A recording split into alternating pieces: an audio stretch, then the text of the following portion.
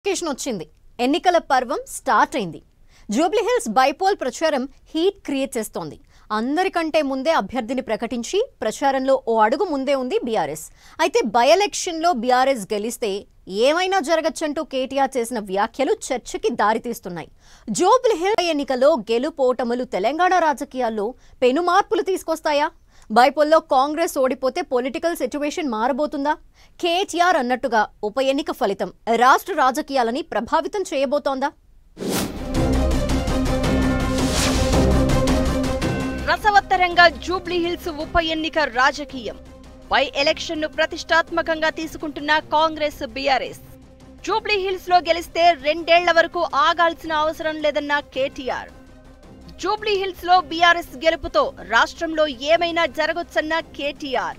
తెలంగాణలో Jubilee hills ఉప ఎన్నిక రాజకీయం వేడెక్కుతోంది. అధికార కాంగ్రెస్, ప్రతిపక్ష బీఆర్ఎస్, బీజేపీ పార్టీలు జూబ్లీ హిల్స్ బైపోల్ ను ప్రతిష్టాత్మకంగా తీసుకున్నాయి. కాంగ్రెస్, బీఆర్ఎస్ అయితే ఎత్తుకు పై ఎత్తులు వేస్తున్నాయి. జూబ్లీ హిల్స్ నియోజకవర్గం సిట్టింగ్ స్థానం కావడంతో బీఆర్ఎస్ ఈ ఉప ఎన్నికను సీరియస్ గా తీసుకుంది.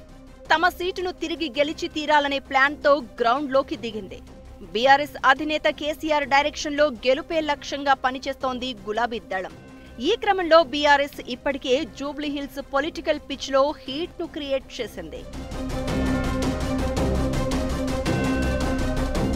రేవంత్ సర్కార్ పవర్ లోకి వచ్చి 2 ఏళ్లు కావస్తోంది. ఈ 20 నెలల కాలంలో రేవంత్ ప్రభుత్వంపై ప్రజల్లో తీవ్ర వ్యతిరేకత ఉందని బీఆర్ఎస్ చెప్పుకుంటూ వస్తోంది. అది నిజమని జూబ్లీ హిల్స్ రిజల్ట్ ద్వారా ప్రూవ్ చేయాలనుకుంటోంది కారు పార్టీ. ఈ క్రమంలోనే జూబ్లీ హిల్స్ ఉప ఎన్నికలో గెలుపు ఓటములు రానున్న రోజుల్లో రాష్ట్ర రాజకీయాలపై తీవ్ర ప్రభావం చూపుతాయన్న అంచనాలు ఉన్నాయి. BRS working president KTR Jubilee hills ఉప ఎన్నిక ప్రచారంలో చేసిన కామెంట్స్ రాజకీయ వర్గాల్లో ఆసక్తి రేపుతున్నాయి.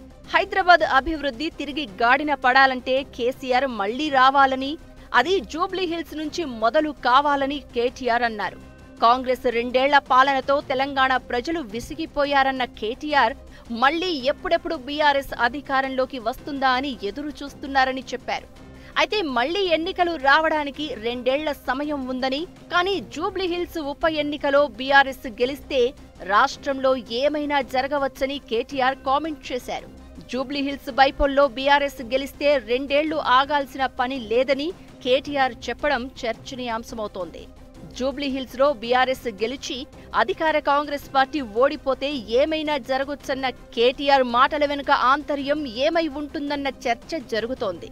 సీఎం రేవంత్ రెడ్డిపై అధిష్టానం అసంతృప్తి, రేవంత్ కు మంత్రులకు మధ్య విభేదాలు, మంత్రివర్గంలోని చాలా మంది మంత్రుల మధ్య గొడవలు, తమకు ఏ పనులు కావడం లేదన్న అధికార కాంగ్రెస్ ఎమ్మెల్యేల అసంతృప్తులను దృష్టిలో పెట్టుకుని కేటీఆర్ ఈ వ్యాఖ్యలను చేశారన్న టాక్ వినిపిస్తోంది. అధికారంలో ఉండి కూడా కాంగ్రెస్ జూబ్లీ హిల్స్ ఉప ఎన్నికలో గెలవలేకపోతే అది ఆ పార్టీపైన, ప్రభుత్వంపైన తీవ్ర ప్రభావం చూపడం ఖాయమన్న అభిప్రాయాలు వ్యక్తమవుతున్నాయి. జూబ్లీ హిల్స్ ఉప ఎన్నికలో బీఆర్ఎస్ గెలిస్తే దాని ప్రభావం రేవంత్ సర్కార్పై ఉంటుందని కేటీఆర్ చెప్పకనే చెబుతున్నారు. అయితే జూబ్లీ హిల్స్ ఉప ఎన్నిక ఫలితం కాంగ్రెస్ ప్రభుత్వాన్ని అస్థిరపరిచేంత తీవ్రంగా ఉంటుందా అన్నదే ఇక్కడ ఇంట్రెస్టింగ్ పాయింట్. ఎందుకంటే జూబ్లీ హిల్స్ ఉప ఎన్నికలో బీఆర్ఎస్ గెలిస్తే కాంగ్రెస్ పాలనతో విసిగిపోయిన ప్రజలు 2 ఏళ్ల వరకు ఎదురు చూడాల్సిన అవసరం లేదని, అంతలో ఏమైనా జరగొచ్చని, పరోక్షంగా రేవంత్ సర్కార్ పడిపోయినా ఆశ్చర్యపోనక్కర్లేదన్నట్లుగా కేటీఆర్ కామెంట్ చేశారు అన్న టాక్ వినిపిస్తోంది. అందుకే CM Revanth Reddy, Congress party Jubilee hills ఉప ఎన్నికను అత్యంత ప్రతిష్టాత్మకంగా తీసుకున్నారని చెప్తున్నారు.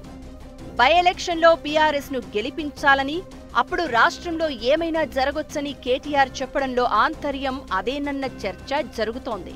జూబ్లీ హిల్స్ ఫలితం ఎలా ఉండబోతుందో, ఉప ఎన్నికలో గెలుపోటములు రాష్ట్ర రాజకీయాలను ఎంతలా ప్రభావితం చేయబోతున్నాయో చూడాలి మరి.